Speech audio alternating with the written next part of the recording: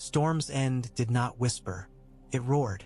Thunder rolled along the cliffs like a war drum, shaking dust from the ceiling beams and making torches gutter in their brackets.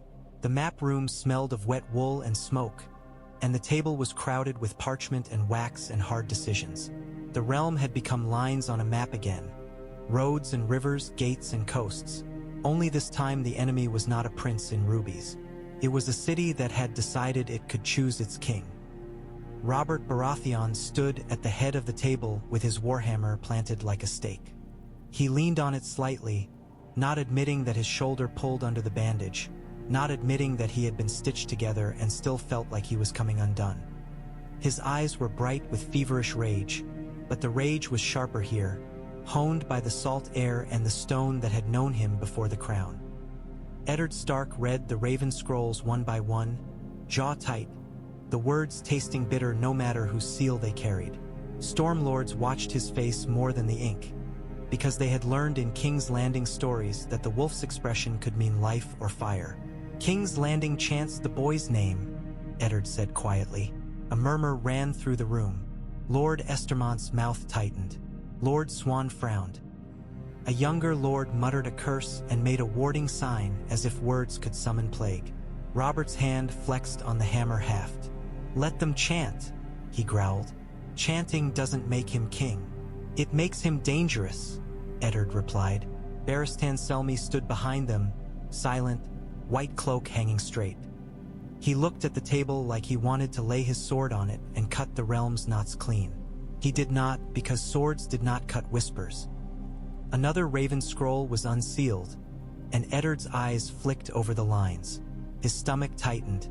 Jacelyn Bywater reports, he said. The Queen has sanctuary.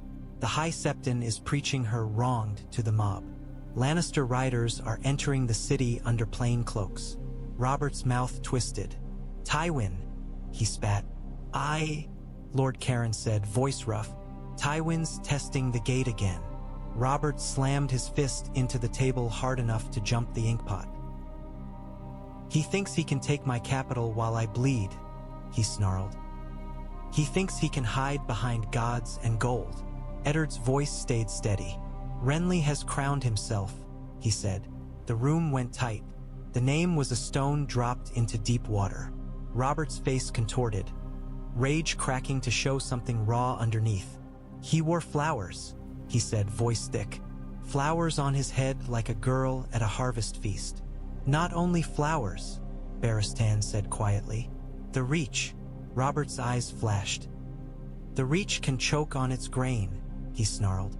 Eddard reached for another scroll and broke the seal. The wax was stag-marked, hard as a bruise. Dragonstone, he said. Robert's nostrils flared. Read it, he demanded. Eddard read Stannis' words aloud, each line like a cold gnaw. The capital must be secured for the realm's safety. The Queen's sanctuary cannot supersede treason. False heirs must be contained. The king's person must be protected from plots. The fleet is preparing.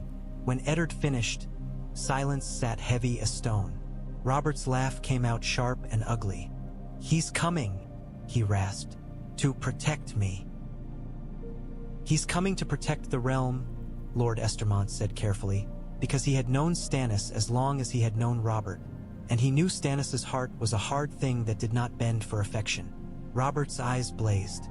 The realm is mine, he snarled, and I don't need my brother's ships to prove it.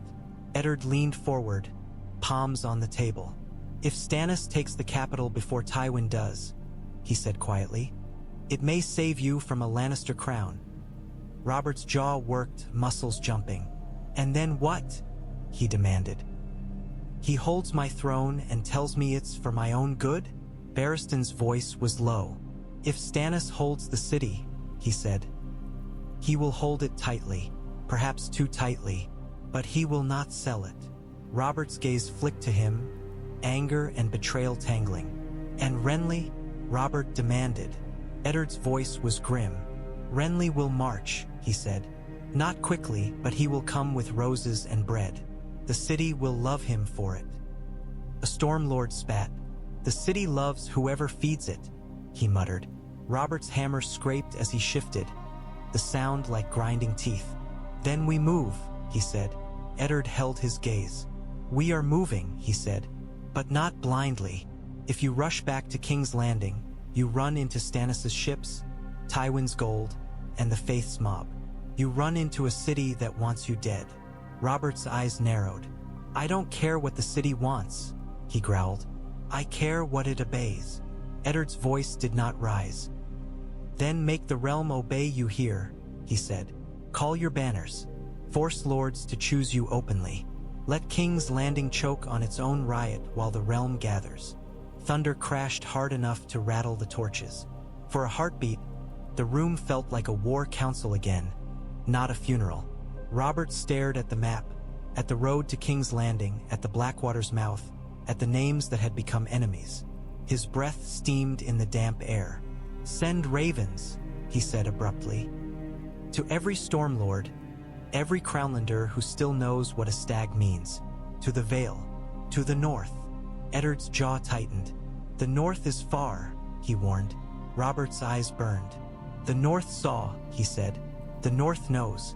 Let the realm know who stood when the city whimpered." Eddard nodded once and began to write, because writing was the only blade that reached across leagues. Robert leaned over the table, voice low and dangerous. "And if Stannis lands in my city," he whispered, "he holds it for me, not for himself. If he forgets that," he clenched his fist, "then I will remind him." Barristan watched the king's face and said nothing. He had seen brothers turn to enemies before. He knew how quickly. Why vows cracked when crowns were involved. Outside, the storm howled. Inside, the king began to summon a war that would decide whether Westeros still believed in law or only in the loudest story. The sea did not care who was right. It only cared who sank. Stannis Baratheon's fleet moved like a clenched fist across the dark water, ships in tight formation, sails snapping, oars beating, lanterns hooded to avoid being seen too far. Lightning forked in the distance, briefly illuminating hulls and rigging and the hard lines of men who had accepted that their duty would be measured in bodies. On the flagship's deck, Stannis stood with both hands on the rail, jaw clenched against wind and salt. His cape snapped behind him.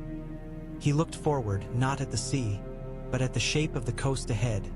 King's Landing's faint glow in the distance, the Blackwater's mouth waiting like a throat. Davos Seaworth stood at his side, coat pulled tight, eyes squinting against spray. He had sailed into storms that killed good men and spared bad ones, and he still feared this voyage more than any weather. The storm wore human faces. "They'll see us soon," Davos said quietly. Stannis' eyes remained fixed forward.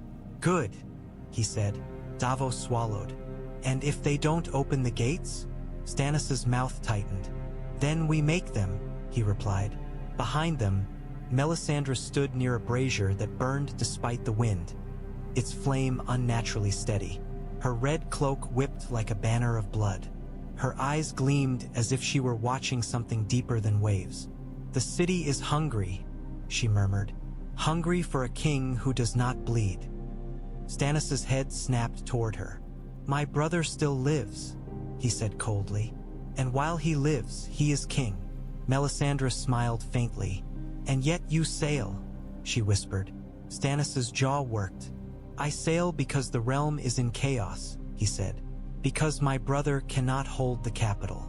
Because a boy and a whore hide behind gods and mobs." His voice tightened. "Because law must stand somewhere, or the realm will drown." Davos looked at him, heart heavy. "And if Robert sees you taking his city as theft?" he asked. Stannis' gaze was flint. "Then Robert will see what Robert always sees," he said. "Insult, betrayal, a slight to his pride." He looked back toward the glow ahead. "But pride is not law." The sea wind howled around them. Davos could taste salt and ash, carried on coastal winds from King's Landing's fires. The city burned itself from within, even before armies arrived. A sailor called down the deck, voice tight, "Blackwater ahead." Stannis' eyes narrowed. "Signals," he ordered. "No mistakes." Lanterns shifted. coded flashes sent between ships like quiet speech. The fleet held its line. Davos leaned closer, voice low. "What do you do with the faith?" he asked. "They've taken the queen." Stannis' mouth tightened. "Sanctuary does not protect treason," he said. "The High Septon will learn that." "And the crowd," Davos pressed. "They chant Joffrey's name." Stannis' eyes were cold. "Then they will learn to chant less," he said. Melisandre's voice was soft, pleased. "Fire teaches quickly," she murmured. "Street." Ennis ignored her. He stared ahead at the Blackwater's mouth, at the city's glow. "The city will open," he said, as if speaking it made it law. "Bywater is there. Selmy is there. Men who still remember duty." Davos's throat tightened. "And if duty fails?" he asked. Stannis' voice did not soften. "Then the realm fails," he said. Lightning flashed again, and for an instant the coastline was clear. The river mouth, the walls, the red keep's pale crown above the city. It looked close enough to touch. Davos felt his stomach twist. Taking a city was never clean. Taking a city that believed it could choose its king was worse. Stannis' hand tightened on the rail until knuckles shone. "We hold the capital," he said quietly. "For the realm." Davos heard what was not spoken. For the crown. For law. For Stannis. The fleet slid into the Blackwater like a knife into a wound, and King's Landing's light grew brighter, waiting to see whether law would arrive as salvation, or as another kind of fire. Bywater felt the city's heartbeat through stone. In the gatehouse above the Blackwater, the air was damp and cold. Torches burned low. Men stood with bows ready, eyes fixed on the dark water where lanterns moved like a line of approaching stars. The Blackwater was alive with ships. Too many, too orderly. Stannis Baratheon did not sail like a merchant. He sailed like judgment. Bywater held the raven scroll with the stag seal broken, the wax still clinging under his fingernail. The message was short, hard, and lawful. Open the gates in the name of the realm. Hold the city until the king returns. Do not let the lions enter. Bywater looked down at the river. He looked at the city behind him, restless, chanting names like a curse. He looked at his own men, sweating, gripping spears, waiting to see which oath mattered today. A watchman's hand hovered over the gate winch, trembling. "They'll call it treason," the watchman whispered. "They'll call everything treason," Bywater replied, voice flat. "They called it treason when the king tried to breathe." A gold cloak captain stepped close, voice low. "If we open," he said, "the crowd will riot. The Sept will scream. The lions will. The lions will enter," Bywater finished, and his one eye narrowed. "If we don't," the captain swallowed. "And if Stannis takes the city, he won't give it back," the man whispered. Bywater's mouth tightened. "Stannis Baratheon will give it to law," he said. "That's more than I can say for the mob." A shout rose from below. Dockside voices, frightened and excited. Word was spreading fast. Ships at the Blackwater. A new king coming, or a savior, or a hangman. People ran toward the river like moths toward flame. Bywater's one eye flicked toward the city's inner streets. He imagined the Sept's candles, Cersei's face painted in sanctity, Joffrey's name rolling from mouths. He imagined Lannister riders slipping in through bribed hands. He imagined King Robert Baratheon's decree nailed to doors and torn down to wrap fish. He made his choice. "Raise the chain," Bywater ordered. The watchman's eyes widened. "Captain." "Now," Bywater snapped. The watchman's hands moved. The winch creaked. Iron groaned. Somewhere below, the chain across the river began to lift, links dripping dark water. Bywater turned to his men. "Hold the gatehouse," he barked. "No one enters from the city side. No one leaves to the September. Anyone who tries to open the gate for lions dies." The captain swallowed. "Aye," he said. Bywater leaned toward the arrow slit and called down to the water, voice carrying. "Dragonstone," he shouted. "The gate opens for the rightful heir. The city watch holds the king's peace. A horn sounded from the ships, low, answering. Lantern signals flickered. The fleet moved closer, oars beating steady. Behind Bywater, a gold cloak muttered, "We're dead." Bywater did not look at him. "Then die doing something useful," he said. The gatehouse shook as the river gate began to open. Below, Stannis' ships slid inward, dark shapes moving into the city's blood. Bywater felt the moment snap into place like a lock. He had just invited law into a city that hated it. And if law failed, the city would tear him apart and call it righteousness. When Stannis Baratheon entered King's Landing, the city did not cheer. It watched. The river gate opened into a narrow yard slick with damp, and torchlight spilled across stone that had known too much blood. Gold cloaks stood lined along the wall, faces tight, spears lowered. Some looked relieved, some looked terrified, none looked joyful. Stannis marched in at the head of his men, dark armor catching torchlight like dull iron. He did not wave, he did not smile.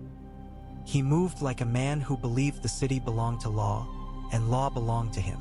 Davos Seaworth followed close, eyes scanning every window and rooftop, because Davos had learned that cities killed men more quietly than seas did. Melisandre walked among Stannis' guard, red cloak a slash of color that made some small folk make warding signs. A few whispered her name like a curse. Others whispered, "Witch." She smiled as if she enjoyed being feared. Bywater stepped forward, one eye hard. "Lord Stannis," he said, not kneeling, but offering respect with stillness. "The river gate is yours."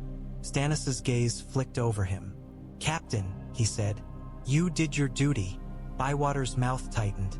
Praise from Stannis sounded like a verdict. Stannis' eyes lifted toward the city beyond the yard, toward the maze of streets, toward the Sept hill glowing with candlelight, toward the Red Keep's pale crown. "Where is the King's Court?" he asked. Bywater's jaw clenched. "At Storm's End," he said. "The king fled the city after the riot." Stannis' mouth tightened. "He did not flee," he said coldly. "He withdrew." Davos's eyes flicked to him, surprised by the mercy in the word. Stannis' gaze sharpened. "And the queen?" Bywater's one eye narrowed. "Sanctuary," he said. "In the great September of Baelor. The High Septon shelters her." Stannis' expression did not change, but something in him hardened. "Sanctuary does not supersede treason," he said. Bywater's voice was low. "The city disagrees," he said. Stannis' gaze moved to the small folk watching from doorways. Dirty faces, wide eyes, hands clutching children. "The city does not decide law," Stannis said. "The realm does." A distant chant rolled down the streets like thunder. "Jof Fry! Jof Fry!" It was faint here, but it carried the city's pulse. Stannis' jaw tightened. "He is here," he said. Bywater hesitated. "Not in the keep," he said. "He vanished the night the queen fled. Some say he is with her. Some say whatever keeps them alive." Stannis cut in. Davos leaned closer, voice low. "If the boy is in the Sept," he murmured, "we'll have a riot if we touch him." Stannis' gaze was flint. "Then we touch the Sept," he said. Bywater's one eye widened. "If you draw steel on holy ground." "I draw steel on treason," Stannis said. "Holy ground does not protect traitors." Melisandre's voice was soft, pleased. "Fire cleans sanctuaries," she murmured. Stannis did not look at her. "No fire," he said sharply. "Not in my city." Davos swallowed. "My city," he thought. The words were already creeping in. Stannis turned to his men. "Secure the Red Keep," he ordered. Quietly, "No looting. Any man who harms a small folk dies." His soldiers moved, disciplined, filing into the city's arteries. Gold cloaks shifted, some joining, some retreating like men unsure who they served now. Stannis looked back once at Bywater. "If lions attempt entry," he said, "you stop them." Bywater's jaw tightened. "With what?" he asked. "My men are already hated." Stannis' voice was cold. With law, he said, and with bodies if law is not enough. Bywater bowed his head once, grim. As Stannis marched toward the Red Keep, small folk watched him pass in silence. Some made signs of the seven. Some spat quietly. A few whispered his name like a prayer, because a man who looked like a hangman sometimes felt safer than a man who looked like a drunk. Above them, the great September glowed with candles. Stannis' men were coming up the hill, and inside the Sept, Cersei Lannister smiled, because she understood something Stannis did not. You could seize a city with soldiers, but you could not seize belief without blood. Cersei felt Stannis' arrival in the Sept like a change in pressure. The candles flickered as if the air itself had shifted. Prayers became sharper, faster. Septons whispered more urgently. The High Septon's face shone with sweat even under holy light. In the inner sanctum, away from the crowd's immediate press, Cersei sat beside Joffrey on a cushioned bench. She looked composed, but her fingers tapped lightly against the fabric, a subtle rhythm of calculation. Joffrey leaned forward, eyes bright, listening to the distant thud of boots outside like a boy listening to drums before a tournament. The watch opened the gate. The High Septon hissed, voice trembling with outrage. That one-eyed brute, Bywater. He has invited Dragonstone's dogs into the city. Cersei's mouth curved faintly. Dogs, she murmured. No, Stannis is not a dog. Her eyes glittered. He is a blade that thinks it is holy. Joffrey's lip curled. He can't touch us, he whispered. Sanctuary. The High Septon nodded quickly, clutching the word like a shield. Sanctuary, he repeated. The gods. The gods protect whoever the mob protects, Cersei said softly, and the honesty in it made the High Septon flinch. She smiled at him as if he were a child. You do not win this with scripture. You win it with people. The High Septon's throat bobbed. And the people want peace, he insisted. Cersei leaned in, voice low. Then give them peace, she murmured. Tell them the Queen seeks reconciliation. Tell them the Queen seeks the realm's safety. Tell them the King is sick. Joffrey's eyes gleamed. Unwell, he whispered, savoring the word like a sweet. Outside the sanctum door, voices rose. Stannis' men, Bywater's gold cloaks, arguments muffled by stone. The sound of steel shifting, the scrape of boots. The Sept felt smaller with every heartbeat. The High Septon swallowed. If Stannis enters, he whispered, if he violates sanctuary, the city will riot. Cersei's smile sharpened. Yes, she said, and if the city riots, Stannis looks like a tyrant. She tilted her head. That is your shield, not God's. The crowd. Joffrey leaned closer, voice hungry.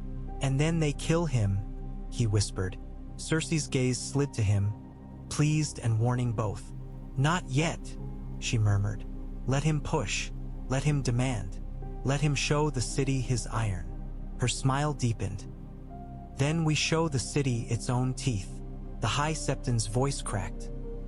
He will demand the boy, he whispered. He will say law. Cersei laughed softly. Law, she echoed. A lovely word when you want to take something. Her fingers lifted, brushing Joffrey's hair once, gentle in a way that did not soften her. If he demands you, you do not surrender.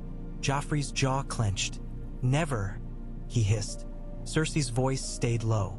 You stand behind sanctuary, she said, and you let the city decide whether it wants Stannis' law or its own hunger. A heavy knock thundered against the sanctum door. A Septon burst in, face pale. He is here. The man gasped. Stannis Baratheon, he demands entry. He says the Queen must be surrendered for trial. He says. The High Septon rose, hands shaking. I will speak, he said, trying to sound brave. Cersei rose too, smooth, composed. Yes, she murmured. You will. Joffrey stood beside her, shoulders squared. He looked, for a heartbeat, like a child playing king. Then his eyes brightened, and he looked like something worse, a child enjoying it. As they moved toward the doors, Cersei's smile did not falter. Stannis Baratheon believed he could take King's Landing with soldiers and law. Cersei Lannister knew soldiers could be turned, law could be twisted, and sanctuaries could become stages. All she needed was Stannis to step into the light. Stannis climbed the Sept steps like a man walking up to a scaffold he intended to use. The crowd below roared as soon as they saw him. Some in anger, some in fear, some simply because noise was the only power small folk ever truly held. Torches flared. Smoke and sweat mixed with incense drifting down from the Sept's open doors. Bywater's gold cloaks formed a line behind Stannis's men. Spears down, faces grim. They looked like men trapped between two floods, sanctity above and hunger below. Davos Seaworth stood at Stannis's shoulder, eyes scanning the crowd for crossbows, for knives, for faces too calm. At the top of the steps, the High Septon waited with the seven-pointed star raised like a weapon. He looked pale, but he held himself up with righteousness and the knowledge that a mob loved holy defiance. "This is the House of the Seven," the High Septon called. "No man may violate sanctuary." Stannis stopped 3 steps below him, posture rigid. "Sanctuary does not cover treason," he said, voice carrying, cold as stone. "Cersei Lannister is accused of conspiracy and attempted regicide. She fled lawful custody. She will be surrendered." The crowd roared at the word surrendered, splitting into new shouts. "No," and "trial," and "mercy," tangled together. The High Septon's cheeks flushed. "The gods judge," he declared. Stannis's jaw tightened. "The gods do not rule the realm," he said. "The law does." A ripple ran through the crowd. Anger at hearing law spoken like a hammer. Men did not like being reminded they were subjects. Cersei appeared in the doorway then, framed by candlelight. Her hair was perfect. Her cloak fell like a queen's. Her hands were unchained, palms open, as if she were already forgiven. Joffrey stood behind her, half-shadowed, eyes bright. The crowd surged, chanting her name, then his. "Queen, Joffrey." Stannis's gaze locked on her. "You," he said, and there was no hatred in it, only judgment. "Come down." Cersei smiled faintly. "My lord," she said softly, as if addressing a man she might flatter rather than a blade pointed at her throat. "You stand on holy steps and demand a mother be dragged like a thief." Stannis did not blink. "You are a thief," he said. "You stole a crown with lies." The crowd roared again, and Davos felt the air tighten. Words were sparks here. The High Septon lifted his hands higher. "Blasphemy," he cried. "You accuse within sanctuary." Stannis's voice cut through, flat. "I accuse in the realm," he said. "The realm extends to these stones whether you like it or not." Cersei stepped forward 1 pace, letting the crowd see her face more clearly.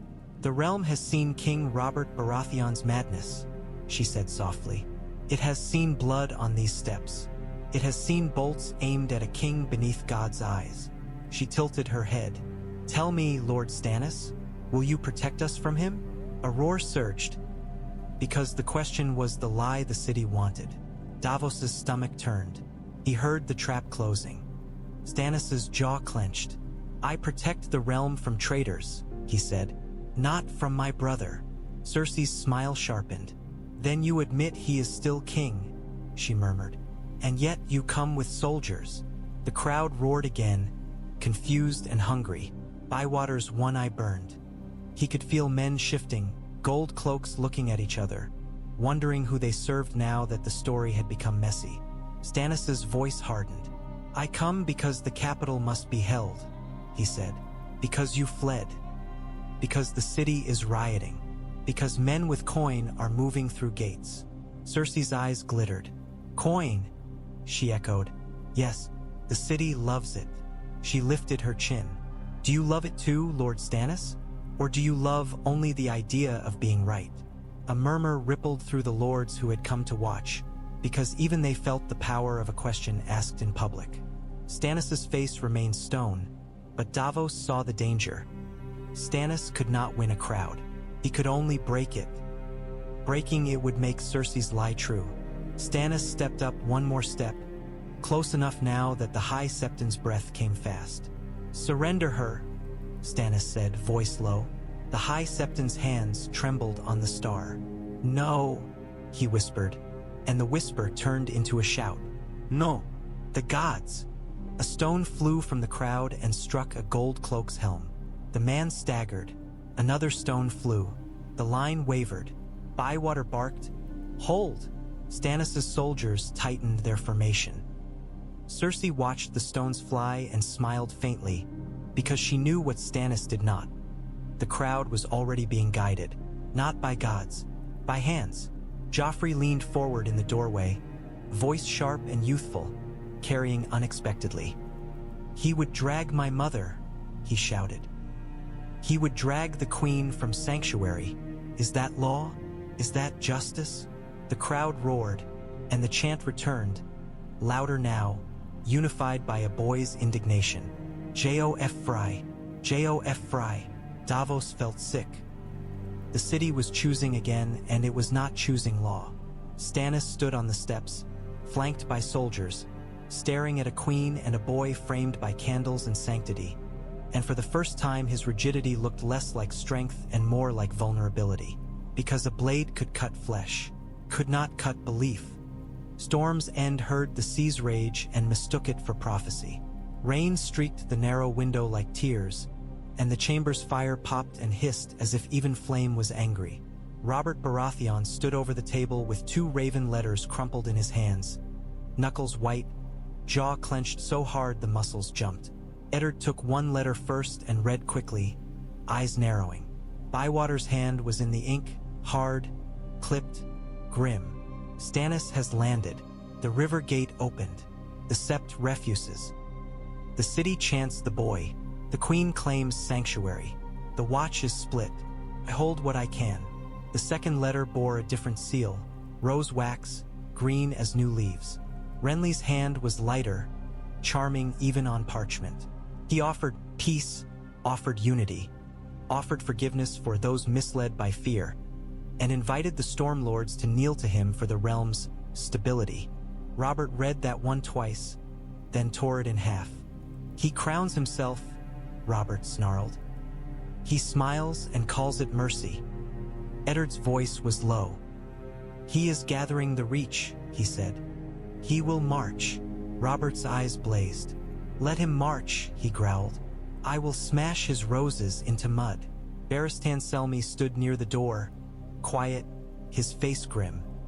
He looked like a man watching brothers become enemies and knowing there was no blade sharp enough to cut the sorrow out cleanly.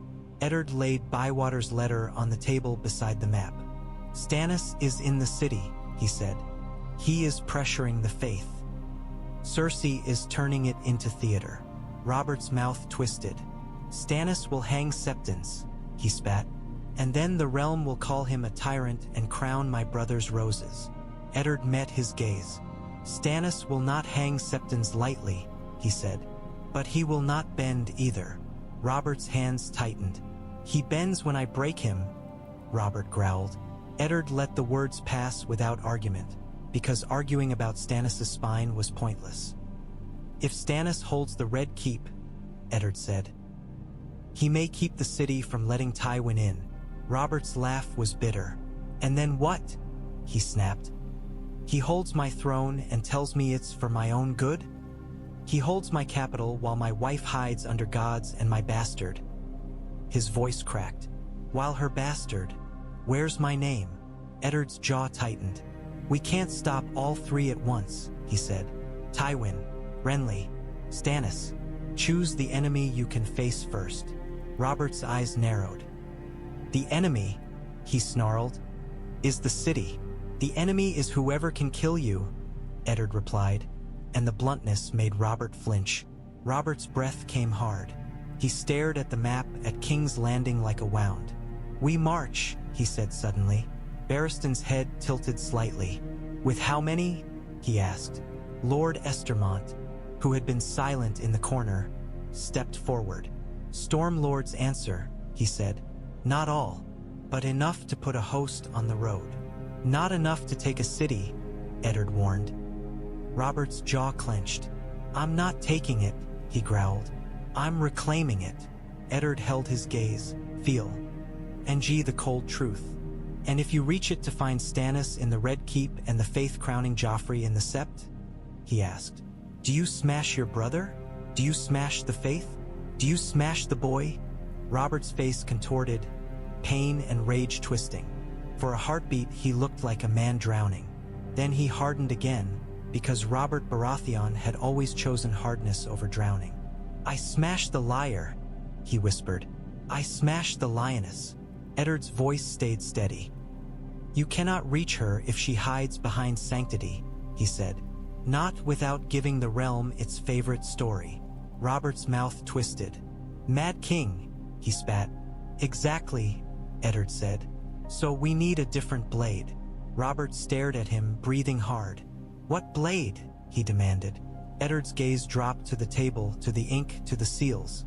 "We use the realm," he said. "We force lords to choose in open field. We make this a war of banners, not mobs." Robert's eyes burned. "And the city?" he hissed. Eddard's voice was low. "The city will be contained by whichever brother gets there first," he said. "If Stannis holds it, we negotiate. If Tywin takes it, we siege. If Renly takes it—" He hesitated, because the thought tasted like ash. Robert's voice was a growl. "If Renly takes it, I kill him," he said. Barristan's eyes closed for a heartbeat, the smallest sign of grief. Thunder rolled outside, and the rain struck the window harder, as if trying to break in. Robert slammed his fist into the table. "Send ravens," he ordered. "To the Vale, to Dorne, to every Crownlander who still knows the king's peace." He leaned forward, eyes wild. "And send word to Stannis." Eddard's brow tightened. "What word?" Robert's voice was low, shaking. "Hold my city," he said. "Hold it for me. And if he thinks to call himself king while I live—" His hand tightened on the hammers haft resting nearby. "Then I will show him what a living king does." Eddard nodded once and began to write, because ink was the only thing that could reach King's Landing faster than armies. As the quill scratched, Eddard felt the cold certainty settle again. This was no longer about catching lovers in a tower. It was about a realm learning it could choose its rulers by riot, by sanctity, and by story. And Robert Baratheon, wounded, furious, proud, was about to march into the teeth of that lesson. The Sept steps became a battlefield without swords crossing. Stannis stood rigid, his men behind him like a wall, their spears down, their faces hard. He did not want to slaughter the city. He wanted to command it. The city did not know the difference. The High Septon lifted the seven-pointed star higher, voice rising, trembling with the thrill of standing against steel. "Sanctuary," he cried. "The gods protect. The gods protect whoever the mob protects," Cersei murmured softly from the doorway, and only those closest heard. Her face remained composed, her eyes bright. Joffrey stood beside her like a candle flame learning it could burn. Stannis' gaze locked on the boy. "You are not king," he said, voice cold. Joffrey's chin lifted. "The city says I am," he replied, and the insolence in it made Davos's stomach turn. Stannis' jaw tightened. "The city says many foolish things," he said. The crowd roared at that, insulted by being called foolish even when it was true. Stones rose in hands. Torches shook. Bodies pressed forward. Davos leaned in, voice urgent. "My lord," he murmured. "If you push, they'll riot. And if they riot, you'll have blood on holy steps." Stannis' eyes did not leave Cersei. "Blood is already on these steps," he said. "By her doing." Cersei's smile sharpened. "By my doing?" she called softly, letting the crowd hear the wounded amusement. "I was in chains. I was hunted. And still you blame me for the city's hunger." Her voice trembled just enough to sound innocent. "Perhaps the city is hungry because kings have forgotten how to be merciful." The High Septon seized the word like a torch. "Mercy," he shouted. "The seven demand mercy." The crowd roared mercy, until the word became a weapon aimed at Stannis' face. Stannis' voice cut through, flat. Mercy does not mean surrendering the realm to treason, he said. Joffrey stepped forward one pace, voice sharp and youthful, carrying surprisingly far. Then you would tear a mother from sanctuary, he shouted. You would tear a queen from the gods. A roar answered because a boy's outrage was easier to love than a king's cold law. Davos saw it, saw the crowd's eyes, saw hands tightening on stones, saw faces too eager. He remembered Blackwater storms and knew this was worse. The sea did not hate you personally. Mobs did. Stannis lifted a hand, signaling his men to hold. No one strikes, he ordered. Cersei's eyes glittered. So lawful, she murmured, and the crowd heard only tone, not meaning. So restrained. How unlike Robert. The name Robert hit the crowd like tinder. Shouts rose. Robert runs. Robert's mad. Joff Fry. Stannis. Until the names collided like fists. Stannis's jaw clenched. He took one step closer, voice dropping. Cersei Lannister, he called. I will give you one chance to surrender. Walk down these steps. Return to custody. Face lawful trial. Cersei looked at the crowd, then at the High Septon, then at Joffrey. Her smile was faint. And I? If I do not? She asked. Stannis's eyes were flint. Then I will seal this sept, he said. I will starve it. I will wait until sanctity becomes hunger. A ripple of shock ran through Septons. The High Septon's face went pale. Starving the Sept was not bloodshed, but it was war against belief. Cersei's eyes narrowed, calculating. Starvation was slower than riot. Slower meant time, and time meant Tywin. She lifted her hands, palms open, voice carrying warmly. You hear him, she called to the crowd. He would starve the god's house. He would starve your queen. He would starve your king's children. She let her gaze flick to Joffrey, then to the crowd. Is this the man you want to rule you? A man who would punish you for sheltering a mother? The crowd roared, furious. Stones began to fly. A rock struck Stannis' soldier on the helm. Another struck a gold cloak. A third hit a Septon by accident, and the Septon screamed as if the gods were punishing him for being in the way. Bywater's gold cloaks shoved back, staves cracking, trying to keep the riot from becoming massacre. Davos watched the line wobble and felt his stomach drop.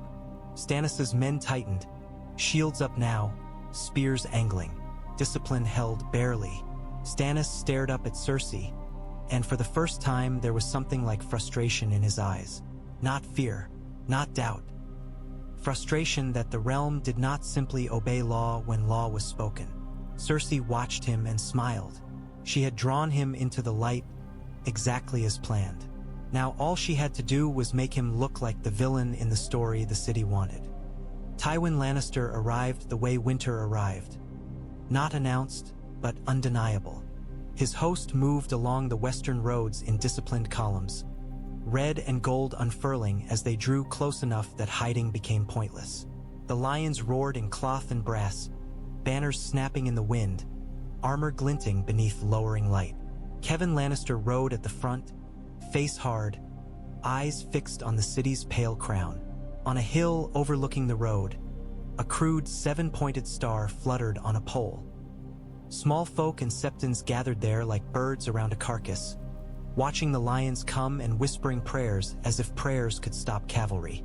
Smoke rose from King's Landing, not only from chimneys but from the scars of riot. The city looked wounded even from afar, its walls grimy, its gates tense. Beyond it, in the Blackwater, dark shapes moved. Stannis' ships, holding the river mouth like a clenched fist. Kevin's mouth tightened. He beat us here, he murmured.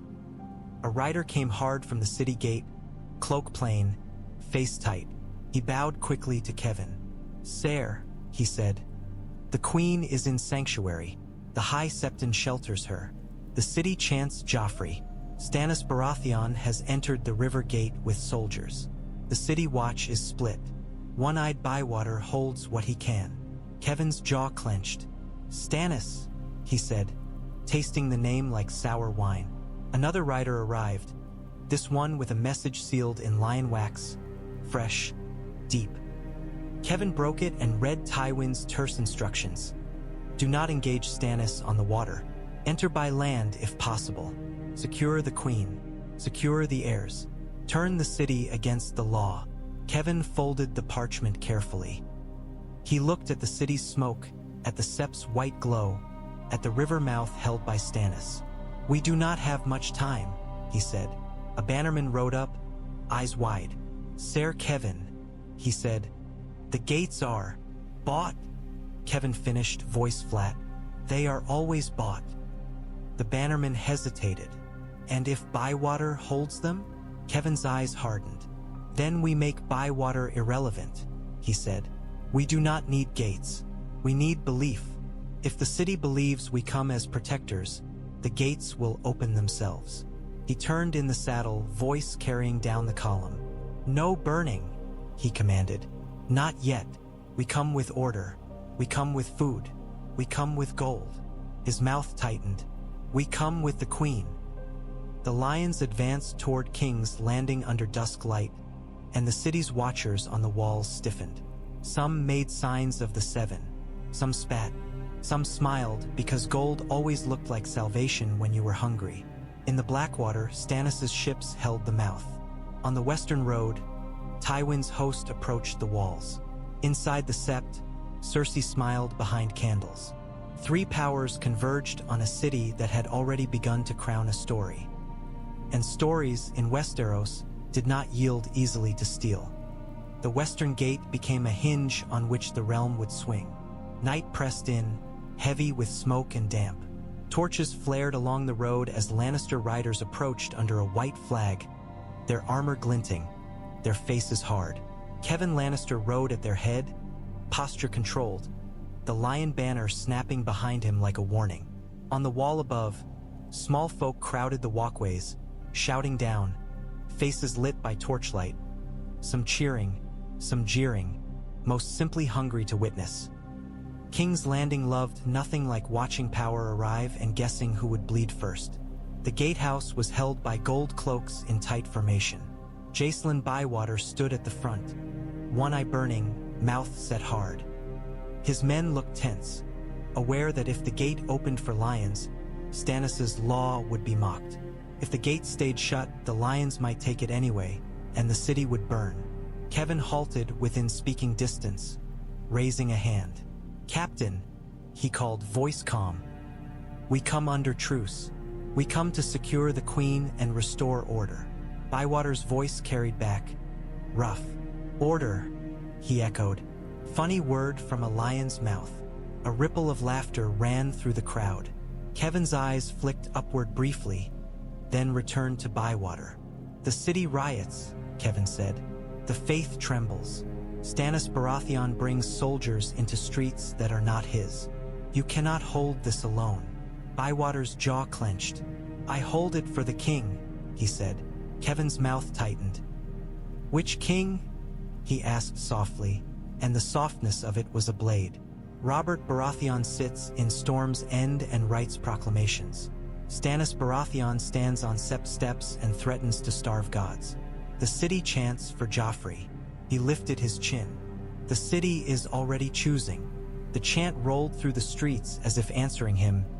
Joffrey, Joffrey, distant but constant, the heartbeat of a riot that had learned a name. Bywater's jaw clenched. The city is wrong, he said. Kevin's voice stayed calm. The city is a fact, he replied. Facts do not care about being right. A gold cloak beside Bywater swallowed, sweat shining on his lip. His eyes flicked toward the crowd above, toward the Sept's glow on the hill, toward the western road behind Kevin where thousands of Lannister men waited. Fear shifted in his posture. Fear always shifted first. Bywater felt it. He barked, hold. Without turning his head, Kevin leaned slightly forward, still under truce, still calm. Open the gate, he said softly, and we will not spill city blood. We will feed the streets. We will pay the watch. We will restore the queen to safety. His eyes narrowed. Refuse, and the city will burn between lions and stags. and your name will be forgotten under the ash." Bywater's one eye hardened. "My name isn't what matters," he said. "The king's peace matters." Kevin's mouth twisted. "Peace," he echoed. "Then accept the only peace the city will swallow." Above them, a woman screamed, "Let them in." Another scream aimed, "Keep them out." Stones began to fly again, aimless, angry. One struck a gold cloak's helm. Another struck a Lannister rider's shield. Men cursed. Hands tightened on spear shafts. Bywater raised his hand slightly, signaling restraint. He knew one wrong shove could turn this gatehouse into a slaughter yard. Kevin watched the line of gold cloaks and saw where it would break. He did not need to name the man. He only needed to wait. From the street behind the gatehouse, a new sound rose. Boots in formation, disciplined, heavier than riot. Stannis Baratheon's men, marching toward the western gate to secure it from within. The gatehouse suddenly held two pressures. Lions outside, law inside. Bywater's one eye flicked toward the street behind him, jaw tight. He could not fight both. Kevin saw the flicker and smiled, just slightly. "Choose," he murmured. "A lion's gold or a stag's noose." Bywater's voice was low, dangerous. "I choose the king," he said. Kevin's gaze did not blink. "Then you choose war," he replied. The chant, Joff Fry, rolled louder through the streets. Closer now, and mixed with a new chant, "Stannis." And somewhere, faint and far, another name began to be whispered too. Renly. 3 storms, 3 banners, 3 stories, converging on one gate. Bywater stood with one eye burning, spears down, knowing he was the hinge, knowing hinges snapped. In the great September above, candles burned and Cersei's voice drifted like prayer, turning fear into sanctity. And somewhere beyond the city, under storm and sea, a wounded king prepared his own march. The realm had left the point of return behind. Now it would only discover who could force the others to kneel, by law, by love, or by fire. The western gate groaned under the weight of too many stories. Outside, Kevin Lannister sat his horse under a white flag that meant nothing if men decided it meant nothing. Torches burned along the road behind him, revealing the first ranks of red and gold helms in the dark like teeth waiting to bite. The lions did not roar yet. They did not need to. Their silence was its own threat. Inside, Jacelyn Bywater stood in the gatehouse with his one eye fixed on the narrow slit that framed Kevin's calm face. Gold cloaks held their spears down but ready, shoulders tense, breath steaming. The winch creaked softly under the strain of men who kept their hands near it, the way a man kept his hand near a knife when he slept. On the wall walkways above, small folk packed shoulder to shoulder, shouting down, flinging insults and prayers and spit in equal measure. Some cried for the queen. Some cried for the king. Some cried for bread. The city had too many hungers, and now it fed them with names. Bywater heard the heavier rhythm behind him before he saw it. Boots in formation, armor shifting, discipline moving through narrow streets like a cold tide. Stannis Baratheon emerged from the city side with Davos Seaworth at his shoulder, soldiers flanking, faces hard beneath helms. Stannis' eyes were fixed ahead, not on the crowd, not on the lions outside, but on the gate itself. Because gates were law made physical. Bywater's jaw tightened. He stepped forward as Stannis approached, keeping his voice low, respectful enough to avoid insult but not so soft it sounded like surrender. "My lord," he said. Stannis' gaze flicked over him. "Captain," he replied. "Why is the gate still closed?" Bywater's one eye narrowed. "Because the lions are outside it," he said. "And because you're inside it." Davos's mouth tightened at the bluntness. Stannis did not blink. "Open it," he said. Bywater felt his men shift, tension rippling like a nerve twitch. "If I open it," Bywater said, "Kevin Lannister rides in claiming protection. Then Lord Tywin Lannister follows. Then the city's story becomes theirs." Stannis stepped closer, voice cold. "The city does not decide the story," he said. "The law does." Bywater's mouth tightened. "The city will decide whose throat it cuts," he replied, and the honesty in it made even Davos flinch. Stannis turned his head slightly, taking in the wall walkways where small folk screamed down at them. "If the city riots, you hold it," he said. "That is your duty." Bywater's one eye burned. "Duty doesn't stop stones," he said, "and stones turn into knives." Stannis's gaze fixed on the gate slit again. "Kevan Lannister," he called, voice carrying through stone and rain. Kevin's calm eyes lifted, meeting the narrow slit. "Lord Stannis," he called back, voice steady. "We come to restore order. We come to secure the queen. You come to take what your house lost," Stannis cut in. Kevin's mouth tightened. "We come to prevent the realm from drowning," he said smoothly. "The city is starving.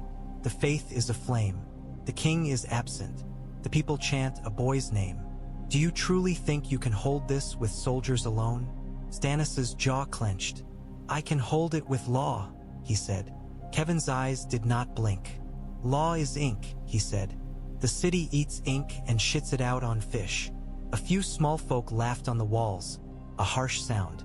Others screamed, "Lion!" Others screamed, "Stannis!" The names rolled down like stones. Bywater kept his gaze forward. He could feel his men's doubt, the way some gold cloaks shifted their grip as if remembering coin in pockets they swore they didn't have. Stannis's voice dropped, meant for Bywater alone. "Open the gate and I will hang every lion who steps through," he said. "Refuse and you let them break it and call you weak." Bywater's one eye narrowed. "If I open it, I die," he said. "If I refuse, I die." Stannis's gaze was flint. "Then choose how you die," he replied. Bywater took a slow breath. He looked at Kevan outside, patient as a hangman. He looked at Stannis inside, rigid as a gallows. He looked up at the wall walkways, where hunger leaned over stone and screamed. He raised his hand. "Hold the winch," he ordered his men. "No one touches it." A gold cloak swallowed, nodded. Kevin's voice carried again, smoother now, like oil. "Captain Bywater," he called. "Open the gate and no city blood needs spill. Lord Tywin will feed the streets. He will pay the watch. He will." Stannis barked, "Silence." And his soldiers shifted, spears angling. Not toward Kevan, but toward the gatehouse's inner doorways, toward Bywater's own men. Bywater felt the pressure snap tight. Lions outside, law inside, and his own line trembling between. He lowered his voice, harsh. "If you try to seize the gatehouse from me," he told Stannis, "you'll turn the watch into rebels and the city into a knife." Stannis's eyes did not blink. "If you let the lions in," he replied, "you'll turn the realm into ash." The city screamed above them, and the gate remained closed, for one more breath, like a jaw clenched so hard it might crack its own teeth. The gate broke, not in iron, but in men. It started with a hand on the winch. A gold cloak, young, shaking, reached for it as if compelled, eyes darting toward the gate slit, toward Kevin's torchlit calm, toward the promise of coin or forgiveness. Bywater saw the movement and lunged, grabbing the man's wrist. "Don't," Bywater hissed. The gold cloak flinched. "Captain," he began, breath ragged. Behind them, Stannis' soldiers shifted, and one of them shoved forward, shoulder striking a gold cloak to clear space. Spear shafts scraped stone. Metal rang. The tight passageway filled with the smell of sweat and panic. Bywater shoved the young man back. "Hold," he snarled. Stannis' voice cut through, cold and sharp. "Open the gate," he commanded again, and there was no patience left in it now, only the certainty that obedience must be forced when it was not given. Bywater's one eye burned. "Not for lions," he snapped. Stannis took a step, and that step was the spark. A soldier's spear but slammed a gold cloak's chest. The gold cloak swung his sword on instinct, steel ringing. Stannis' men surged. Bywater's men surged back. The gatehouse became a knot of bodies in a space too narrow for neat war. Davos Seaworth shouted, "Hold the line!" as if a line could exist in that crush. He shoved a soldier aside to keep him from stabbing a gold cloak in the throat. Not out of mercy for the man, but out of desperation to keep the city from seeing slaughter at its own gate. Bywater fought like a man who knew he was the hinge. His blade flashed. He drove a soldier's spear aside, slammed his pommel into a man's mouth, felt teeth crack. He did not kill unless he had to. Killing made enemies. But in that tight space, sometimes restraint was simply slower death. Stannis moved into the crush, and men parted for him out of reflex, fear, and the weight of his name. He did not swing wildly. He shoved, forced, pressed his soldiers forward like a wedge. His eyes stayed fixed on the winch, on the gate, on law. A gold cloak took a spear in the thigh and screamed, collapsing, blood slicking the stone. Another slipped in it and went down, the passage filled with curses and the wet sound of boots skidding. Above, small folk screamed louder, sensing blood even if they could not see it. Stones began to clatter down through the arrow slits, bouncing off helmets, making men flinch. Outside the bars, Kevan Lannister watched, face unreadable. His horse stamped. His torchlight caught the iron bars and made them look like a cage. Kevin's voice carried through, calm as poison. "Captain," he called, "open the gate and end this." Bywater heard it and felt his gut twist. The lions were patient. Patience was deadlier than rage. Stannis' soldier shoved again, trying to reach the winch. Bywater planted his foot, slammed the man back with his shoulder, snarling, "No!" Stannis' gaze snapped to him. "You defy the realm," he said, voice low enough to cut. Bywater bared his teeth. "I defy lions," he spat. Stannis' jaw tightened. "Then you defy me," he said. Bywater's one eye narrowed. "Then hang me later," he growled, "after you keep the lions out." For a heartbeat, their eyes locked. Two men who did not like each other but understood the same ugly truth. If the gate opened for Tywin tonight, the city would belong to Lannisters by morning. Stannis made a decision. His hand snapped up. "Enough," he barked. "Cease." His soldiers hesitated. Because Stannis' voice was law to them. Bywater's men hesitated, because killing Stannis' men in the gatehouse would make them traitors in history even if they were loyal in truth. The crush loosened, bodies pulling back, breaths ragged, blood dripping. Stannis stepped closer to the winch and looked down at the trembling gold cloak whose hand had started it. The man's eyes were wide with terror. Stannis' voice was flat. "Whose coin?" he asked. The gold cloak's lips trembled. He glanced toward the bars, toward Kevin's torchlit calm. Stannis' sword flashed. It was not a swing meant for gore. It was a clean cut, fast. The man's throat opened, and he fell without a scream, hands clutching air. The gatehouse froze. Davos flinched, sick. Bywater went still, one eye hard, because he understood what Stannis had done. Made an example in the only language fear respected. Stannis wiped his blade on the dead man's cloak. "Any other hand that reaches for the winch without my order dies," he said. "Any man who opens this gate for lions dies." He looked at Bywater. "You will hold this gatehouse with me." Bywater's jaw tightened. Hatred and respect tangled. "I," he said, because there was nothing else. Outside, Kevan Lannister watched through the bars, face still calm. He lifted his hand slightly in a small gesture that could have been pity or promise. Then he turned his horse away. The lions did not need the gate tonight. They had planted their doubt. They had watched the king's men spill the city's blood in a gatehouse. They had seen Stannis' hardness, and they would sell it as tyranny by morning. Bywater looked at the dead gold cloak and felt the city's story tightening around his throat like a noose. The gate remained closed, but now it was guarded by law that did not mind killing its own to stay true. And the city would decide whether it feared that law, or hated it enough to burn. Stannis did not sit the Iron Throne. He stood before it as if it were a thing he would inherit by law, not seize by hunger. The blades caught torchlight like a reminder that every king bled eventually, and Stannis' eyes were too clear to pretend otherwise. Davos Seaworth lingered at his shoulder, posture tense. He had watched Stannis cut down the trembling gold cloak in the gatehouse and felt the old fear return. Fear not of Stannis' strength, but of what that strength did to people who wanted comfort instead of law. Bywater knelt before Stannis, one eye burning, cloak damp from mist and sweat. "The western gate is held," he reported. "The lions have withdrawn to camp outside the walls. The crowd is shouting. The Sept..." He hesitated, jaw tightening. "The Sept is louder." Stannis' mouth tightened. "Cersei Lannister," he said. Bywater nodded once. "Unchained inside sanctuary," he said. "And the boy with her." Melisandre's voice slipped in, soft as smoke. "A false king in holy light," she murmured. Stannis cut his gaze toward her. "Silence," he said, cold. "You will not turn my city into your sermon." Melisandre smiled faintly, unbothered. "The city is already a sermon," she replied, and then she fell quiet, eyes gleaming. A maester hurried in with a raven scroll sealed in stag wax. The seal pressed hard enough to leave deep ridges. He bowed, offered it with shaking hands.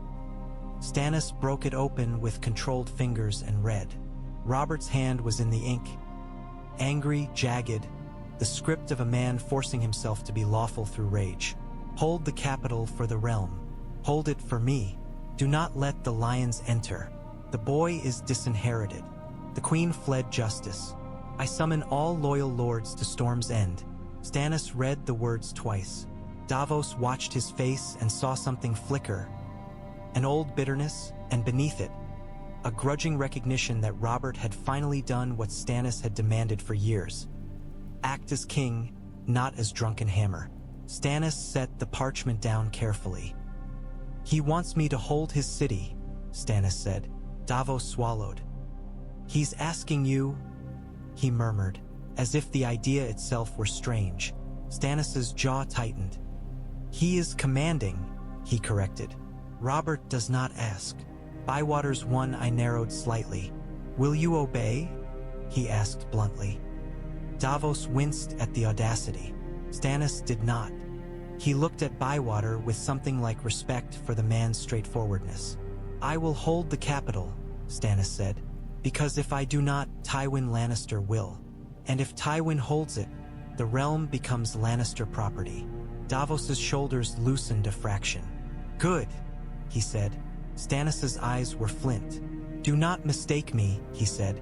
"Holding the capital does not mean I submit to Robert's temper." He tapped the parchment. "But the law is clear. While he lives, he is king. And while he lives, the city must not crown a lie." Bywater's voice was low. "The city is already halfway there," he said. Stannis' gaze shifted toward the hill where the Sept's glow stained the night. "Then we remove the stage," he said. Davos' stomach tightened. "You'll storm the Sept?" he asked. Stannis' mouth tightened. "No," he said. "I will not spill blood on holy steps and hand them the story they crave." His eyes narrowed. "I will seal it. No one enters. No one leaves. Food and water are controlled. Sanctuary becomes a cage." Bywater's one eye widened. "The crowd will riot," he warned. "Let them," Stannis said. "They riot either way. At least this way, the riot wears itself out against stone, while the traitors inside learn hunger." Melisandre's smile deepened in the torchlight. "Hunger makes men pray," she murmured. Stannis ignored her. He turned to Bywater. "You will post men at every door," he ordered. "No brives. No simpesi." Any man caught smuggling food to the Sept hangs. Bywater bowed his head once. "I," he said. Davos stepped closer, voice low. "And the boy?" he asked. "If he's there, and the city sees him starving." Stannis' eyes were cold. "Then the city will learn what treason costs," he said. Davos' throat tightened. "He's still a child," he said, the words leaving him before caution could stop them. Stannis' gaze snapped to him. "And he is still a symbol," Stannis replied. "Symbols kill more men than swords. Do not forget that." Davos swallowed, feeling the weight of it. He knew Stannis was right. He also knew cities did not forgive starving children, even symbolic ones. Stannis looked at the Iron Throne again, standing before it like a judgment waiting to be written. "We hold the capital," he said. "We hold it until Robert returns, or until the realm has no choice but to accept law." Bywater's one eye burned. "And if the lions force the gates?" he asked. Stannis's voice was flat. "Then we bleed them on the walls," he said. "And if the city turns against us?" He paused, gaze hard. "Then we bleed it too, if that is what keeps the realm from drowning." Davos felt cold spread under his ribs. He had sailed storms. This was a storm made of men. Outside, King's Landing roared with chants and prayers. Inside the Red Keep, Stannis Baratheon decided to make sanctuary into siege. And somewhere far away, in Storm's End's thunder, a wounded king prepared to march toward a city that might already be crowning his death. Stannis' siege began with boards and orders, not blades. At dawn, soldiers moved into position around the Great September of Baelor with grim discipline. Barricades went up at every door, timber and iron spear points angled. Gold cloaks took posts at street corners, staves in hand, faces tight. The city watched it happen in furious silence that threatened to break at any breath. Davos stood near Stannis' line, cloak pulled tight, eyes on the crowd. He could feel their hatred like heat. This was not war on a battlefield. This was war against belief, and belief always fought dirty. The High Septon stepped onto the Sept steps, robes bright, voice ringing. "Blasphemy!" he cried. "You starve the god's house." Stannis stood below him, posture rigid, hands behind his back as if refusing to make a spectacle of himself. "I starve treason," Stannis replied, voice cold enough to carry. "Sanctuary does not protect traitors." The crowd roared, angry, and the roar tasted like hunger. A woman screamed, "Let the queen out!" A man screamed, "Let the gods judge!" Another screamed, "Joff Frey!" And the names spread like fire. Davos's stomach turned. The boy's name was easier to chant than Stannis' law. It had rhythm. It had innocence as camouflage. Behind the candles in the open doorway, Cersei Lannister appeared briefly. Golden hair like a banner, face calm, eyes bright. She lifted her hands, palms out, and the crowd answered with a roar that shook the stones. Stannis did not flinch. "No one enters," he commanded his men. "No one leaves." A soldier stepped forward to reinforce a barricade. A Septon spat at him, screaming prayers. The soldier wiped the spit away without expression. Discipline held barely. Cersei watched from behind candlelight and smiled faintly, because she understood siege.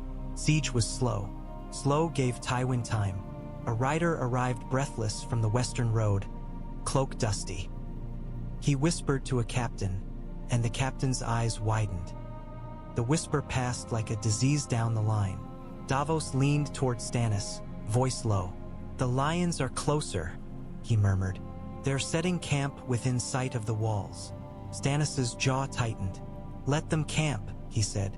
Davos swallowed. "And the city?" he asked. Stannis' eyes were flint. "The city can shout itself hoarse," he replied. The crowd did not shout itself hoarse. It shouted louder. Stones began to fly again, aimless at first, then targeted. One struck a gold cloak's shoulder. Another hit a soldier's helm with a crack. The soldier staggered, then steadied. A man surged forward with a knife, screaming, "For the queen!" A gold cloak swung his stave and cracked the man's skull. The man dropped, and the crowd screamed in outrage and hunger because they had been given blood. Davos flinched. "Gods!" he muttered. Stannis' voice was low. "Hold!" he ordered. The line tightened. Shields came up. Staves swung. The square became a churn of bodies and noise. Above it all, Cersei's voice carried fro. The steps soft and wounded. "My people," she called. "I would not have you harmed for me." The crowd roared love at the lie. Stannis looked up at her, eyes cold. "You would have them die gladly," he said, "and the truth of it would have mattered if truth mattered to mobs." Cersei's smile sharpened. "You see?" she called to the crowd. "He has no mercy. He would starve the gods. He would starve your queen. He would starve the realm." The crowd screamed. Davos felt his throat tighten. He looked at Stannis and saw a man refusing to bend, believing bending would break the realm. He looked at Cersei and saw a woman bending everyone else until they broke for her. And somewhere beyond the walls, lions waited. The siege line held through the morning, but every hour it held, the city's hatred grew. And hatred, Davos knew, was a fire that didn't need oil to spread. Kevan Lannister came to the gate with bread, not because he cared about the hungry, but because hungry men were levers, and bread was the easiest thing in the world to use. Crates were stacked behind the white flag, loaves wrapped in cloth, barrels of wine, sacks of grain. The sight of them drew small folk like moths toward flame. Faces pressed toward the bars, eyes wide, hands outstretched, mouths already pleading. Bywater stood at the bars with his one eye hard, shoulders tight. His gold cloaks formed a line behind him, spears down, staves ready. He could feel their fatigue, the long hours of riot and siege and hatred. He could feel their fear, the knowledge that the city might decide to lynch them for doing their duty. Kevan spoke calmly through the bars. "Captain," he said, voice smooth, "we bring food. The city starves. The faith is besieged. Stannis Baratheon's law is turning into cruelty." Bywater's mouth tightened. "Stannis besieges traitors," he replied. "Not bakers." Kevan's eyes did not blink. "The city doesn't care," he said. "The city cares about bread."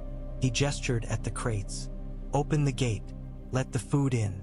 Let the city see who comes as savior." Bywater's one eye narrowed. "Savior," he echoed. "Lion savior." Kevan's mouth twitched, almost amused. "Words are flexible," he said. "So are crowds." Behind Bywater, a gold cloak swallowed hard. His gaze flicked from the bread to the small folk pressed at the bars. The man's hand trembled near the winch lever, not out of treason necessarily, but out of exhaustion, the desire to end this, to stop being hated. Bywater saw it and felt his jaw tighten. "Captain," a woman cried from the crowd, voice raw. "Open it! We're hungry!" Another man screamed. "Stannis starves us." A third voice shouted, "The Queen feeds us." And the lie was loud enough to be believable. Kevan leaned closer, lowering his voice. "You cannot hold a city that hates you," he murmured. "Open the gate and you live. Keep it shut, and you die when the city decides you're the reason its children cry." Bywater's one eye burned. "I'd rather die doing duty than live doing treason," he said. Kevan's expression softened, almost kind. "And what is duty?" he asked gently. "When the king who appointed you has fled, when the rightful heir holds the keep, when the city itself chooses a different story." He tapped the bars lightly with a gauntlet. "Duty to whom?" Bywater's jaw clenched. He could feel it, the crack Kevan was pressing on. Robert was gone.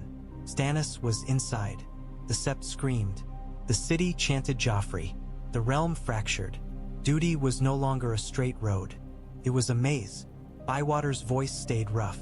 "Duty to the realm," he said, repeating the word like a shield even though he hated how easily others used it. Kevan smiled faintly. "Then feed the realm," he murmured. "Open the gate." Behind Bywater, the trembling gold cloak's hand moved closer to the winch again. Bywater turned his head slightly, one eye utting toward the man. "Don't," he said, voice low. The man flinched. "Captain, the people," he began, voice cracking. Bywater stepped closer, face hard.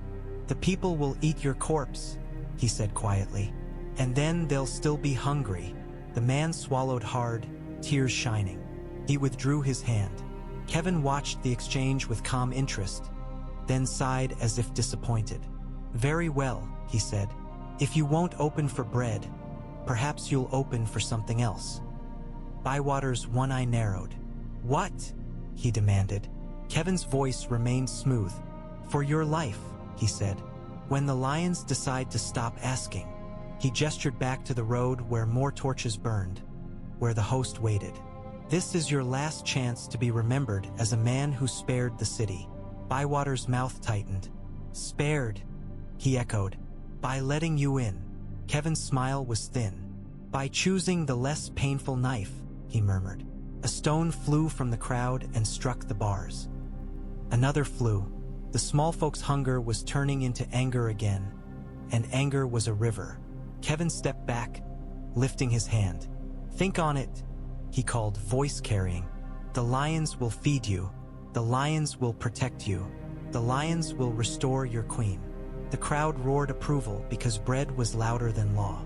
Kevin turned his horse slowly, rode back toward his host, leaving crates of food visible like temptation and threat. Bywater watched him go and felt the gatehouse's stone press closer around his lungs. Because Kevin Lannister was right about one thing. A starving city did not care who was lawful, cared who opened the gate. Tywin Lannister stopped asking.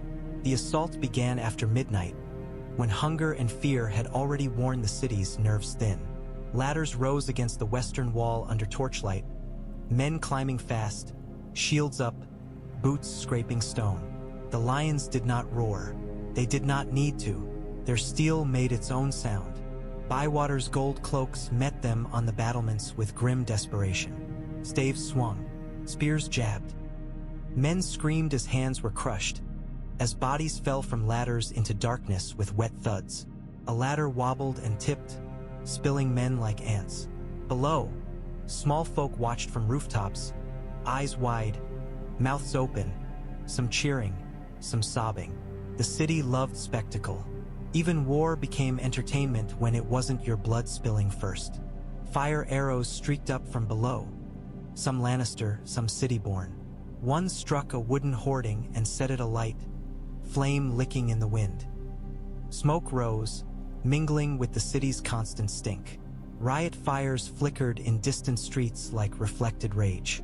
Bywater fought with his one eye burning, blade hacking.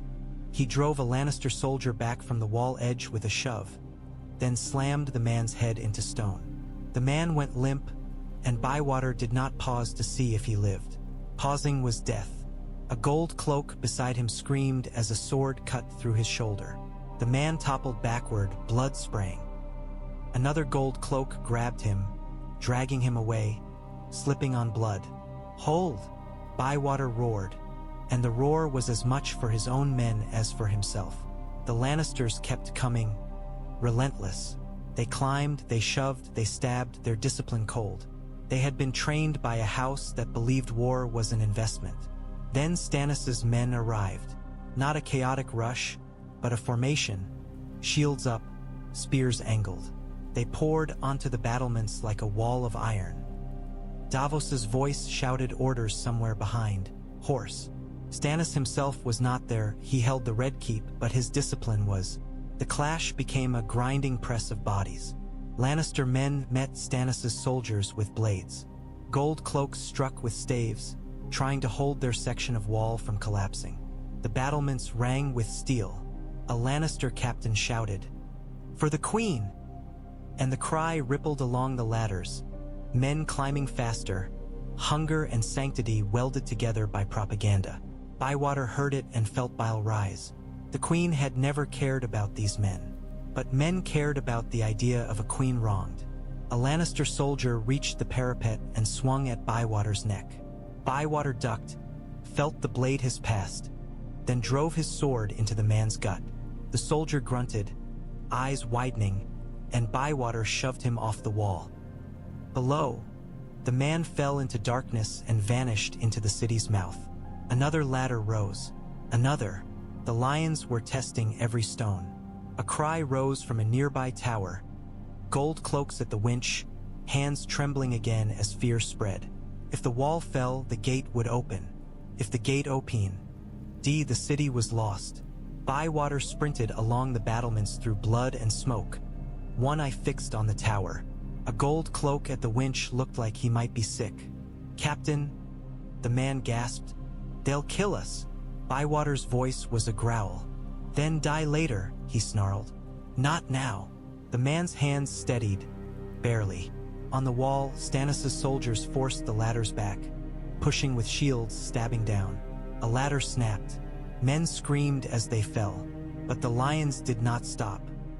They did not need to win tonight. They only needed to make the city feel powerless. Bywater felt that truth like a bruise. Every hour he held, the city's hatred deepened. Every hour he bled, the lion's story grew.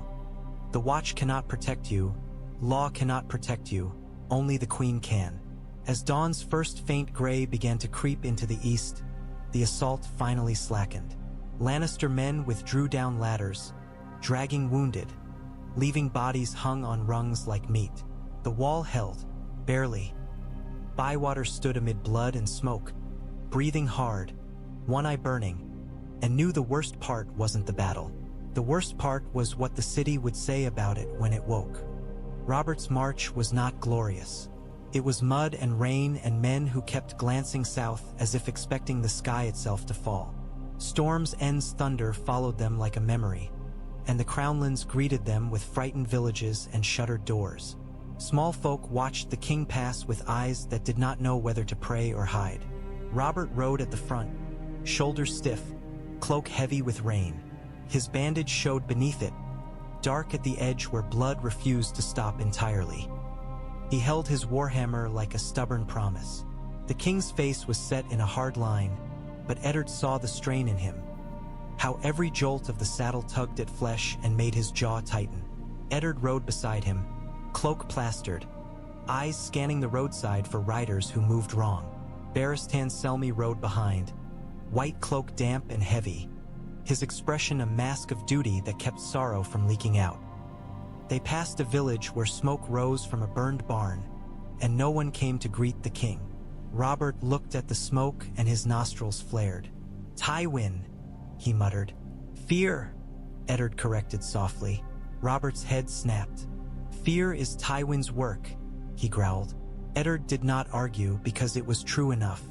Fear traveled ahead of lions like scent. It made gates open before armies arrived. A rider met them near a crossroads, horse foaming, cloak soaked. He fell to one knee before Robert, panting. "Your Grace," he gasped. "King's Landing." Robert leaned forward, eyes burning. "Speak." "Stannis holds the river gate," the rider said. "He besieges the September lions assault the western wall. The city riots. They chant for..." He swallowed hard. "They chant for the boy." Robert's grip tightened on the hammer. "And the Queen?" he snarled. "In sanctuary," the rider whispered. "Unchained. The High Septon preaches. She calls you mad." Robert's face contorted. "She calls me mad," he repeated, voice thick. Eddard's voice was low. "She calls you mad so no one has to admit she is guilty," he said. Robert's breath came hard. He looked down the road toward the south as if he could see the city through rain. "We will be too late," he whispered, and the whisper was fear in armor. Eddard leaned closer. "We will be on time for what matters," he said. "The realm must see you alive. The realm must see you with banners behind you. Not alone. Not hunted." Robert's eyes flashed. "And if Stannis sits my throne?" he snapped. Eddard's voice stayed steady. "Stannis will hold it," he said. "He will not sell it." Robert's laugh was bitter. "He will hold it like it is his," he growled. Barristan spoke for the first time in hours, voice quiet but firm. "He holds it because it must be held," he said. "Not because he loves it." Robert's jaw clenched. "No one loves it," he muttered. The road turned, and the rain shifted. In the distance, the Blackwater's faint gray line appeared between hills like a scar. The closer they came, the stronger the stink of smoke on the wind. "Villager." South along the road began to whisper as the host passed. Some dropping to knees, some spitting, some staring with hollow eyes. Robert did not look at them. He stared ahead. He had been a king in a city once. Now he was a king marching toward a city that wanted to bury him. Eddard watched him and felt cold dread settle. Robert's wound was more than flesh now. It was pride torn open, bleeding into every decision. And pride, Eddard knew, killed kings faster than any spear. The field outside King's Landing became mud the moment blood hit it. Rain had softened the ground into a sucking mess, and hooves churned it into a slurry that clung to boots and dragged men down. The city's walls loomed in the distance, gray, grimy, watching. Above the walls, smoke rose. Beneath them, banners collided. Lannister red and gold met Stormlord black and gold, Crownlander sigils, and the dark Stark wolf that had followed Robert from Winterfell into hell. The clash was not elegant. It was men slipping in mud, screaming, stabbing, trying to stay upright long enough to kill the other man first. Robert Baratheon was not elegant either. He charged like the old days, warhammer raised, roaring as if noise could crush fear. His shoulder wound screamed with every swing. He ignored it. Ignoring pain was one of the few skills he still trusted. Eddard fought close enough to see the king's breath ragged, to see blood seeping beneath the bandage again. He shouted orders, trying to keep lines from dissolving into chaos. Barristan Selmy moved like a blade through the mess, white cloak already stained. His sword precise even as mud tried to steal his footing. Across the field, Kevin Lannister directed men with calm efficiency. His gestures clean, his face hard. He did not roar. He did not need to. He moved men like pieces. And then the mountain arrived. Gregor Clegane rode into the churned field like a boulder rolling downhill, his armor dark and scarred, his thigh still bandaged from the earlier ambush, blood seeping through cloth. He should have been slower. He was not. Rage and brutality made him fast. He swung his greatsword and men died. A Stormlord knight tried to block. The blade took the man's shield and arm in one brutal arc. Another man screamed as his horse fell, legs broken in mud, and Gregor rode over both without hesitation. Robert saw him and bared his teeth. "You?" Robert roared, and the word held every burned village, every dead child, every bolt aimed at his ribs. Gregor's helm turned, and even behind steel, Eddard could feel the giant's focus. The mountain spurred his horse toward the king. Men tried to intercept. They died. A spear glanced off Gregor's breastplate. He crushed the spearman's head with his gauntlet and kept coming. Robert met him. Hammer and greatsword collided in mud and rain, and the sound rang like thunder. Robert's first strike smashed into Gregor's horse's shoulder again, and the beast screamed, stumbling.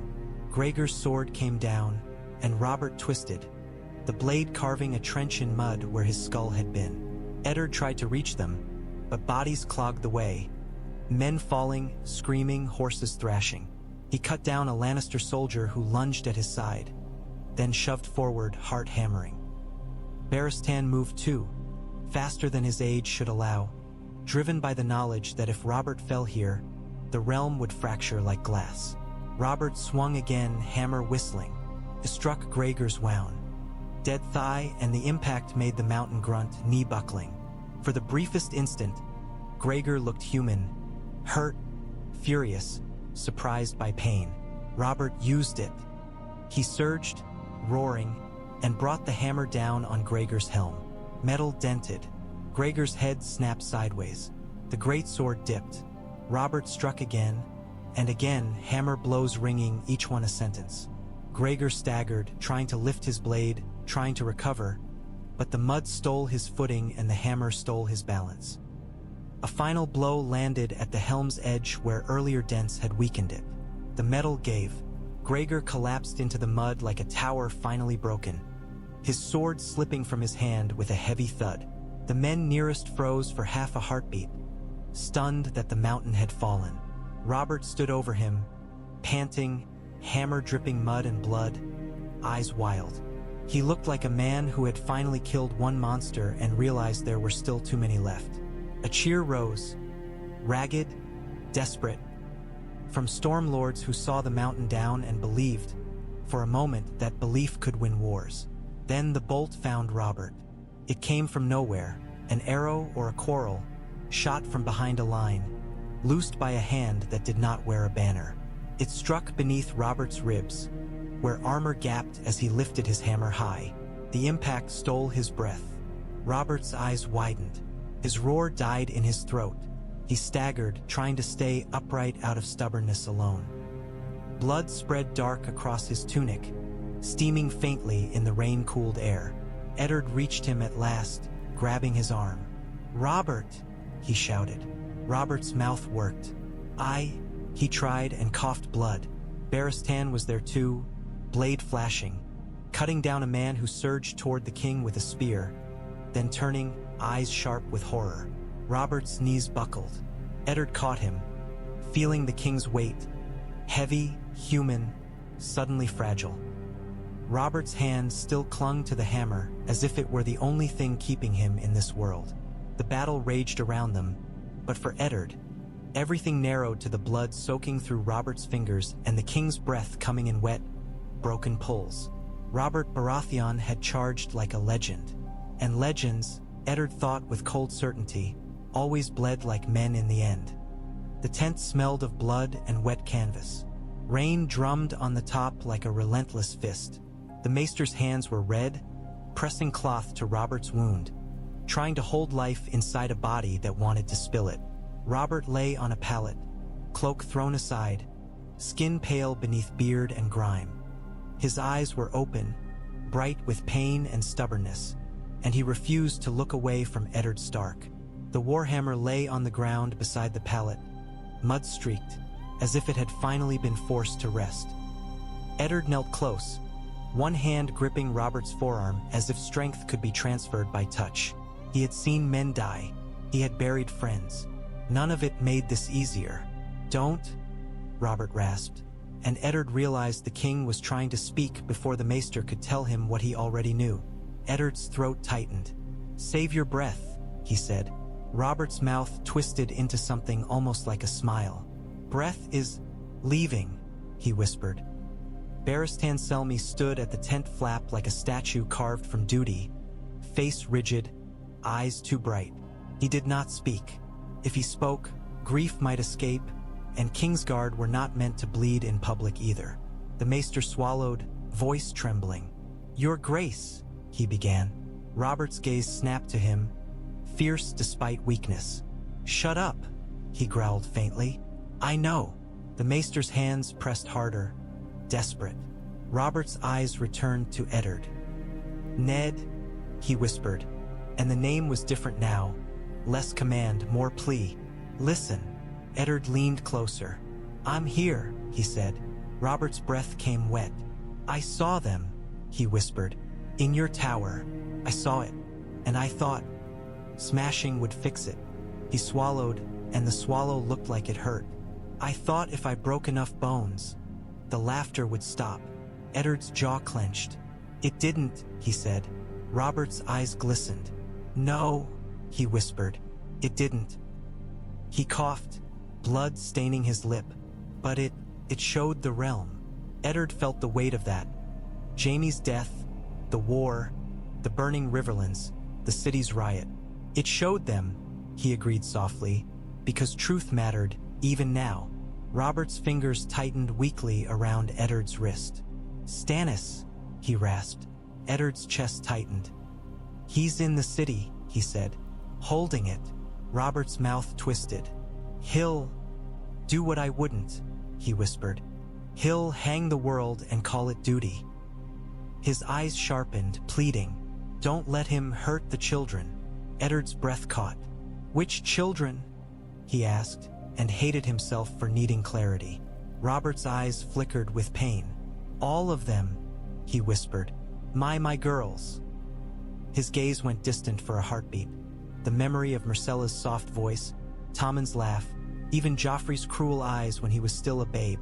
"They're innocent of this." Eddard's voice was low and firm. "They're safe," he said. "North. Away." Robert exhaled, and for a moment relief softened his face. Then it hardened again because relief had no place left. "Good," he whispered. Edition good. Outside the tent, a shout rose, orders, men rallying, the battle still grinding. The world did not pause for kings dying. Robert's gaze fixed on Eddard again, urgent. "You," he whispered, "you keep the realm from tearing." He tried to laugh, and it came out as a wet rasp. "Funny." Me asking you to do the thinking. Eddard's eyes burned. Stop talking, he said, voice cracking despite him. Robert's fingers tightened once. Weak. Promise, he rasped. Eddard swallowed hard. I promise, he said. I will stand for the realm. I will stand for the truth. I will stand for the children. Robert's eyes held his for a long moment, as if drinking the promise like wine. Then his gaze flicked past Eddard to Barristan. Sell me, Robert whispered. Barristan's jaw tightened. He stepped forward, bowing his head. Your Grace. Robert's breath shuddered. Guard him, he whispered. Guard Ned. He'll be eaten alive. Barristan's voice was thick. I will, he said. Robert's eyes returned to Eddard one last time. I'm sorry, he whispered, and the apology was for more than one thing. Lyanna, the realm, the children, himself. I was a poor king. Eddard's throat closed. You were a warrior, he managed, because sometimes that was the only kindness left. Robert's mouth twitched faintly. He whispered. A hammer. His gaze drifted toward the tent flap, toward the gray light beyond, toward a world that no longer needed his roar. His fingers loosened on Eddard's wrist. The maester's hands pressed harder, frantic. No, Your Grace. Barristan's eyes closed. Eddard felt the king's grip fade, felt the breath stop fighting, felt the weight settle, final and terrible. Robert Baratheon died as he had lived. Stubborn, loud in spirit even when his body fell silent, leaving the realm to men who preferred ink and knives. Outside, thunder rolled, not from the storm, from the city where a new war was already being born. The city did not mourn Robert Baratheon the way it had once cheered him. It argued about him. By the time Robert's body was carried inside King's Landing under a shroud, half the streets claimed he had died because the gods punished him. The other half claimed he had died because lions hunted him. Taverns already rewrote his last days into jokes and warnings. In a city that survived by consuming stories, death was only another meal. The throne room was lit by hundreds of torches that made the iron throne's blades gleam like teeth. Men stood packed beneath banners that no longer felt certain. Stag, crown, city cloth. Gold cloaks lined the hall with hard faces, and Jacelyn Bywater stood at their head like a nail hammered into place. Stannis Baratheon stood before the Iron Throne and did not look at it like a prize. He looked at it like a duty he had never wanted and could not refuse. His face was carved from stone. His hands were still. Only his jaw tightened when the maester read the confirmation aloud. The king is dead. Davos Seaworth stood beside him, eyes red-rimmed, because Davos had served Stannis long enough to fear this moment. Stannis with a crown was law with steel behind it. It might save the realm. It might strangle it. Barristan Selmy stood a few steps behind, white cloak clean again, face grave. He had escorted Robert's shroud, and the weight of it sat in his eyes like a wound that would never close. Eddard Stark entered the hall with the sealed proclamation in his hand. Rain still on his cloak, mud still on his boots. He looked older than he had when he left Winterfell, as if the South had taken years from him and replaced them with ash. He approached the dais and knelt, not in love, not in comfort, but in recognition of law. "My lord," Eddard said, voice steady. "The king named you his heir." Stannis' eyes flicked to him. "Flint." "He named the law," Stannis replied. Eddard lifted the proclamation, seal intact. "He named you," Eddard repeated. The maester took it, broke the seal, and read Robert's words aloud in the hall's heavy air. The words shook some men. They steadied others. They killed ambiguity like a blade, at least for those who wanted to believe blades could kill uncertainty. When the reading finished, silence held the room. Then Stannis spoke, voice cold and clear. "By law I am king," he said. "Not because I desire it, because the realm requires it." His gaze swept the hall. The realm has been lied to. The realm has been fed false airs. The realm has been bought by coin and seduced by smiles. Whispers trembled, then stilled. because Stannis' voice had the weight of a sentence. Eddard rose from his kneel, eyes on Stannis. "The realm also requires mercy," Eddard said quietly, and the quietness of it carried because it was not flattering. It was warning. Stannis' gaze narrowed. "Mercy for traitors?" he asked. "For children," Eddard replied, and he did not look away. A ripple ran through the hall. Some Stephened. Some looked relieved. Some looked calculating. In the shadowed gallery above, behind guards, Cersei Lannister watched. No longer sanctified by candles, no longer carried by a mob. The Sept siege had starved the crowd's hunger faster than it starved the Sept's pantry. And when Tywin's host had battered the western wall and failed to break Bywater's line before Robert's arrival shattered their timing, the Lion's protection had become siege and the city had turned on them too. Cersei had been dragged from sanctuary at last, not by swords on holy steps, but by hunger and fear when the High Septon realized gods did not feed bellies. Now she stood behind iron and hated every breath of it. Her eyes were bright, but her smile was gone. She watched Stannis the way she had once watched Robert, measuring what kind of monster he would be. Stannis did not look at her. He did not need to. Her presence was proof enough. "I will restore order," Stannis said. "The city watch will be purged. The faith will be reminded of its place. The lions will be driven from the crownlands. The rose will learn that a crown is not a wreath." His gaze hardened. "And the traitors will answer." Bywater's one eye burned in approval. Gold cloaks tightened their grip. Lords shifted, already measuring which way to bend. Eddard stepped forward one pace. "Then let them answer in law," he said. "Not in spectacle. Not in vengeance." Stannis' eyes narrowed. "You will be my hand," he said abruptly, and the words hit the hall like a thrown stone. Murmurs surged.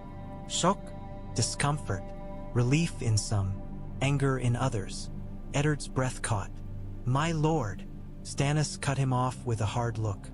"You are the man the realm believes," Stannis said, "and belief matters." The bitterness in that last line was sharp. "You will keep my rule from becoming a story my enemies can sell." Eddard held his gaze and felt the weight settle, heavier than any sword. "If I accept," he said slowly, "I will speak for mercy where it is owed." Stannis' jaw tightened. "Speak," he said. "I will listen." He paused, then added colder. "And then I will decide." It was not warmth. It was the closest thing to compromise Stannis had ever offered. A raven beat its wings past a high window, black shape against torchlight, carrying news outward. King Robert Baratheon is dead. King Stannis Baratheon is crowned. The realm must choose. Outside the Red Keep, the city murmured, hungry for the next story. Inside, law took the throne. Not gently, not lovingly, but firmly, like a hand around a throat that refused to stop struggling. Eddard Stark looked up at the Iron Throne's blades and felt the old, cold understanding return. The realm would not be saved by one good man. It would be saved, if at all, by men willing to hold each other back from becoming monsters. Stannis Baratheon turned toward the throne at last, and for the briefest moment, the torchlight made him look like a man carved from iron. The realm had chosen a different kind of king. Now it would discover whether it could survive him.